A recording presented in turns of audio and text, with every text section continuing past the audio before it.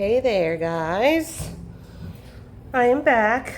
Had a great vacation. Just did a lot of fun stuff. If you've seen the pictures on Happy Place Studio, then you saw how much fun I had. So back at it. Today I'm going to show you. I've shown you guys how to do the little resin like pendants and earrings with the copper wrapped around it. But today I'm going to do it with just a plain piece of paper with no borders or anything like that. This was a jelly plate that I did yesterday. It's on cardstock. I got some black index cards, which I love. And I liked all the blank space on this one, so I wanted to use this one. Anyway, so this was a jelly plate that I did yesterday. It was probably like the third lift or something like that, but this is how this looks. So I'm just going to take I'm using my 1-inch round cutter, and I'm just going to look for a couple cool areas here. I like that. We'll do that one. The one next to it's pretty cool too. Yeah, I'll do that too.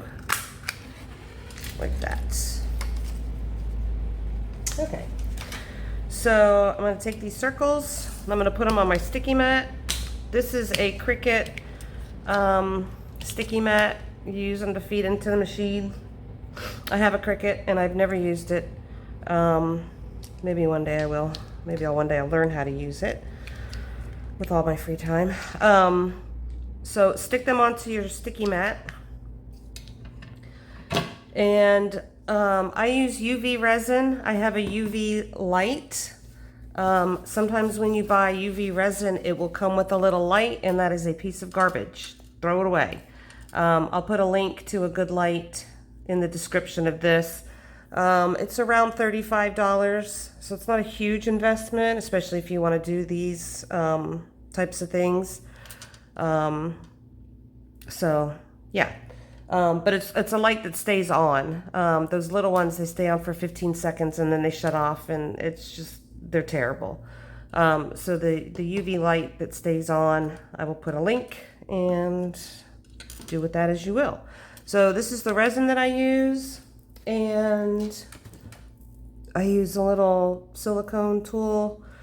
So you want to do a blob kind of in the center. And if you're first starting on this and you've never used resin and you don't know how it works, I would suggest just doing tiny blob until you get used to how much is actually going to be needed to cover whatever it is you're covering. So just do tiny blob and then spread it around, and then tiny blob and then spread it around until you get the feel of it. So I put the blob on, and what you do is you just move it out to the edges of your piece. You want to make sure that it is completely covered all the way around and inside, so it has a little bit of a dome and it's not leaking off the side or anything like that, but it is on the edges. So we'll do both of these.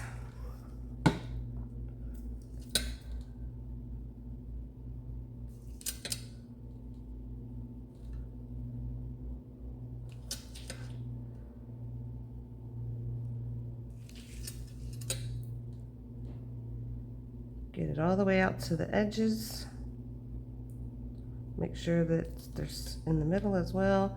And if there's a little bit like just came off the side over here, that can be filed down after it's cured. So there that is. Okay, I'm gonna pop it into my little UV light and probably stand there for about 2 minutes or so, and then I will be right back to show you. Okay, so that stayed in for about 2 minutes or so. They're totally cured, and they're a little bit warm, just warm. They're not hot by any means. So this is how they look. And I picked two really good pieces. I like these. My light is a little Let's see if that's better. If you can see those better. Like that. Okay, so now we have to do the back. And you can do the back first if you'd like. You can do it either way. You can do the back first or the front first. It doesn't really matter. So just obviously you just flip it over, stick it on. Oops. This one is not as sticky because it's been used for a while. These come in a big, like 12 by 12 square, and I cut them into fourths, so I have 4 pieces. And then I also get them in packs of 4, so I really have 16 pieces. But a piece will last me until it's not sticky anymore. It'll last probably 3 weeks or so, 3 weeks to a month, I would say. So it's a good investment. I think they're only like $10 for the pack of 4. So, but I'll leave a link for these as well. So just the same as with you, as what you did on the front, you're gonna do the back.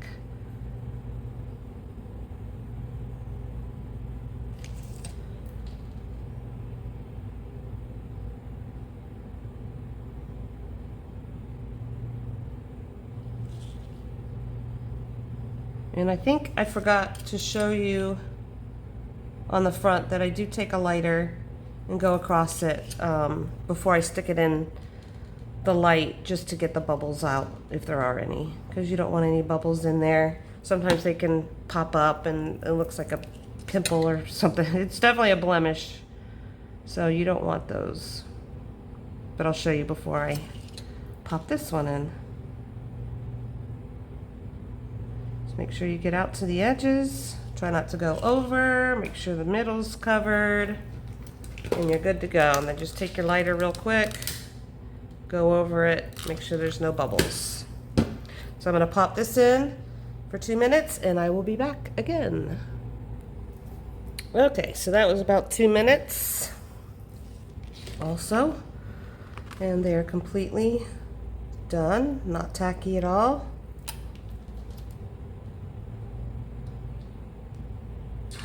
Good to go. There's a tiny little piece on this edge that you could literally just take a nail file on it. I'm just gonna really quickly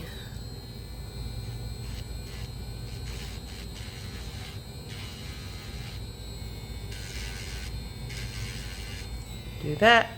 But like I said, if you have a nail file, just use that on the edge there. I just used my tool because I have it. I actually don't have a nail file out here, I don't think. I used to have one, but I don't think I have one anymore. So this is what these look like, and I am gonna make them earrings in front of you so that you guys can see how I do that also. So I'm going to take my handy dandy, I have 2 of these because I keep a sander on one and the drill on the other. These are pretty inexpensive also. That's why I got 2.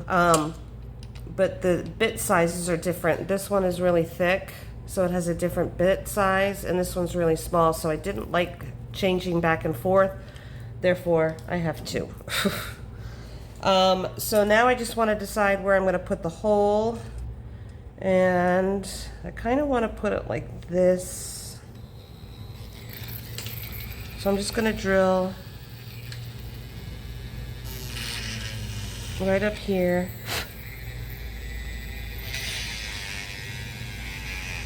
Straight through. Like so. If you can see that. And one on here as well.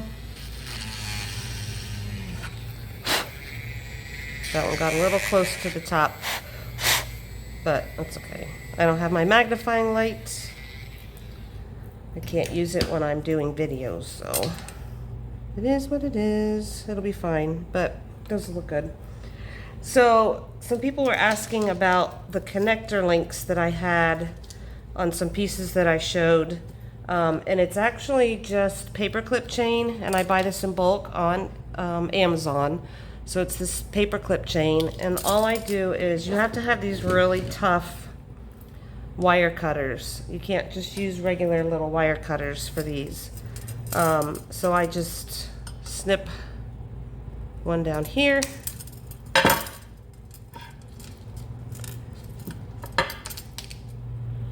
And one here. Watch your fingers, guys, because these will snip you. Actually, somehow the other day I was using them too close to my body, and I pinched my ribs, and I got a bruise. So do be careful with these. So these are going to be the little connectors that I'm going to use. And I have my jump rings. And all my fun tools. So you just got to decide what kind of jump ring you want to use or what size is going to fit. This should be good. Yeah, this should be good. So I will make sure to stay in camera. So you're just going to put your jump ring through there and then your little connector link through there. Close them back up. For all my newbie jewelry making friends, you do not open a jump ring like this. You don't open jump rings like this.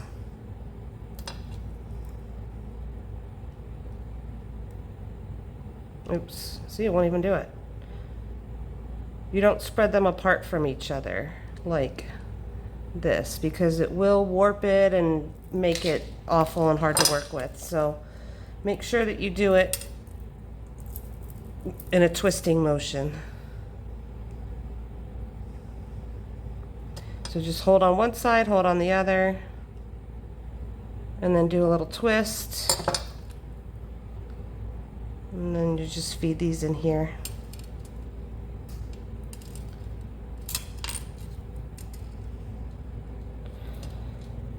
Again, I'm doing this without my light, so I apologize for my clumsiness. Okay. I'll go back and fix it all once I have my light. And then put them back together by twisting them back together. So that's those. And then now we just need the hook, the ear wire. So I use these ball head pins, and I'm going to try and do this on here so that you can see it. What I do is I take my needle nose, these are the sharp roundish ones, and I get right up against that ball there, and I do a little bit of a twist towards myself. And you want to make sure that ball end, your earring part and the ball part are all facing the same direction. So feed the long part through, and then you want to get on top of here and then twist this over the top so it looks like that. And hopefully you can see that. And then I hold that little part that I just did. Take a paintbrush or something roundish, and then I just bend that over like so. So this is what you have now, like that. And then I make a little crimp on the bottom, and there you have it. And then you can straighten it out also. This one needs to be straightened out a little bit, but that's how that looks. And I'll do that again for you. Take your little head pin with the ball, butt your pliers up against the ball there and twist towards you. Have that earring or whatever you're using facing out, and slide that in. I've done this a few times, so I know it looks easy, but you'll get the hang of it, I promise. And then just hold this part that you just made and bend it around something round. I usually just use a toothbrush, paintbrush. Did I say toothbrush before too? I always say that. It's a paintbrush, guys. I know it's a paintbrush. I'm not brushing my teeth with them, and I'm not painting with toothbrushes. Although it's not beyond me to do that.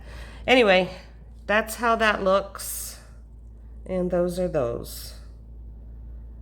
So I hope you guys enjoyed that. For all the people on the jelly printing or the resin sites that I'm also on, I have my own page. It's called Happy Place Studio, and I'll put a link to it in the description.